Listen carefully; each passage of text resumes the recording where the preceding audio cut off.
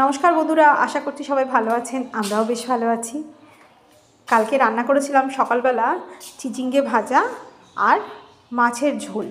ওই পাতলা করে যেরকম মাছের ঝোল করি সেই মাছের ঝোল করেছিলাম, চিচিঙ্গে ভাজা করেছিলাম আর করেছিলাম বাঁধাকপির তরকারি। সেটা যদিও করেছিলাম শুধু রাতের জন্য, বাঁধাকপিটা খুব একটা ভালো করতে পারি না, আগেও বলেছি ভিডিওতে, সেই জন্য খুব একটা ইন্টারেস্ট পাই না। আর কাল না একটা জিনিস করেছিলাম, আগের দিন কাবলি ছোলা রান্না করেছিলাম, কিছুটা ছোলা সেদ্ধ করে রেখে দিয়েছিলাম, সেটা এয়ার ফ্রায়ারে একটু ফ্রাই করে নিয়েছিলাম। ও দারুণ ক্রিস্পি হয়েছিল জানেন তো, দুপুরে টিফিনে নিয়ে গিয়েছিলাম। আর সকালে ভাত বেড়ে খেয়ে নিলাম।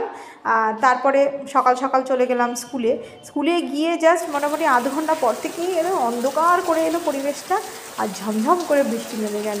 কি সুন্দর লাগছিল, মানে না চাইতেই মেঘ বলে না, এটা যেন ঠিক সেরকমই একটা ব্যাপার। এরকম শীতকালে বৃষ্টি আমি মনে হয় খুব কমই দেখেছি আমার বছর যাবৎ, মানে আমার যা বয়স তাতে আমি এরকম বৃষ্টি দেখিনি।